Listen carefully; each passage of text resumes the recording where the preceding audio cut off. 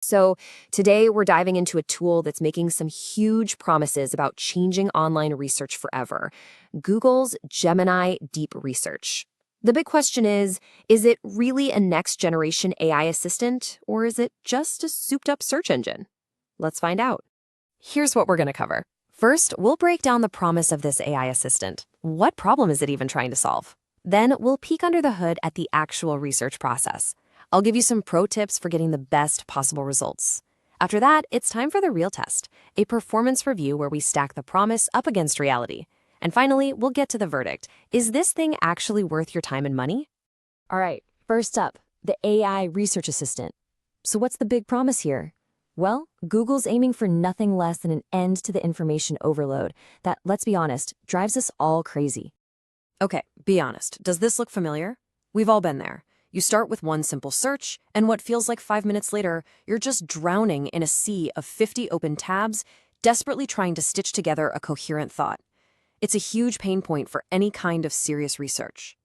And you know what's kind of funny? This super powerful tech wasn't born from some lofty academic challenge. According to its own product manager, the inspiration was finding a summer camp for your kids. I mean, that's perfect, right? It shows you the core problem they wanted to solve was something we all face: taking tons of scattered info and boiling it down into one useful answer. So, what is this thing really? Gemini Deep Research is an AI feature that's built to do way more than just search. Think of it this way. It's not just finding information, it's designed to actually understand it, to synthesize ideas from hundreds of different places and then present it to you in a structured report. It's less like a search engine and more like a real research assistant who happens to read incredibly fast. So how does it actually work? Let's get into the nitty-gritty of how Gemini takes a single question and turns it into a detailed report. Right, so this is definitely not your standard chatbot prompt. First, you fire up the feature and tell it where to look: the whole web, your own files, maybe your Google Drive. Then you give it a detailed prompt. But here's the key part, step 4.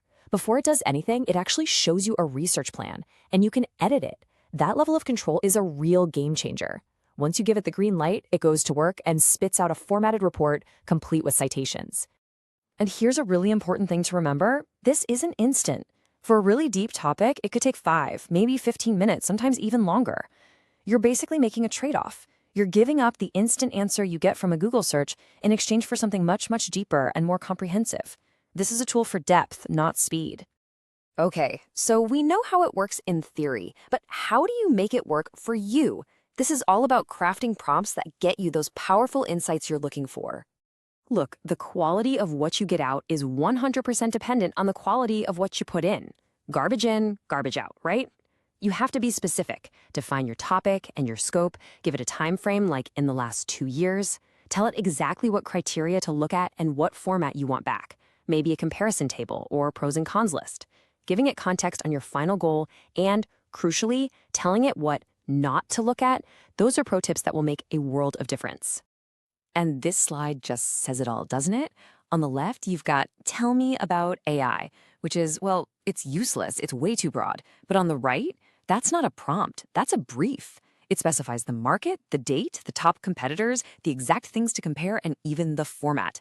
The more detail you give your AI assistant, the better the work it's going to do for you. All right, theory time is over. We've seen the promise and the process. But does it actually deliver on that promise? It's time for a real-world performance review. Promise versus reality. This is the million-dollar question, isn't it? I mean, it all sounds fantastic on paper, but what happens when actual people, with real deadlines and real projects start using it?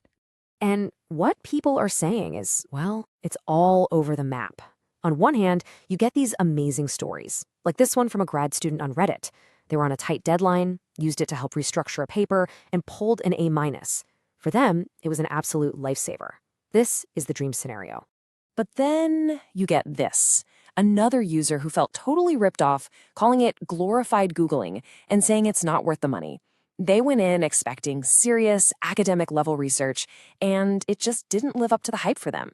And this really gets to the heart of the debate. Is this a revolutionary research tool or just a fancy way to summarize search results? Okay, stories are one thing, but they're subjective, right? To really understand how good this is, we need to look at some cold, hard data. How does deep research do when you put it head-to-head against its biggest rivals in a standardized test? For that, we're looking at a recent research paper that put these AI agents through a really tough test, something called drug asset scouting. It's super complex. This chart here plots the quality of the final research against how long it took. So higher up on the chart means better quality, and further to the right means it took more time. And here are the numbers. In this specific, really hard test, Gemini's Deep Research hit a quality score of 58.6%. That put it ahead of Perplexity and just a little bit ahead of Claude Opus. So what does this tell us? It shows us that Gemini is a top player, for sure. It's right up there at the top of the market. But it's not a runaway winner, and there's definitely still room for all of these models to get better. All right, let's put it all together. We've seen the promise, the process, the performance. What's the final verdict? And maybe more importantly, who is this actually for? This table really lays it out perfectly. If you need conversational help, ChatGPT is still your go-to. If you want quick, cited answers to questions, Perplexity is fantastic. But Gemini Deep Research, it's carved out its own niche. Its superpower is taking over 100 sources and turning them into a big, structured report. It's for when you need to go deep, not just get a quick fact. And, of course, the big question, what's it going to cost you? We're talking $20 a month bundled into the Gemini Advanced subscription. So you have to ask yourself, is that deep dive capability worth the price of a few coffees? So here's the bottom line, the main thing to remember. Deep Research is not a magic do my work for me button. It's an incredibly powerful starting point. It's a force multiplier.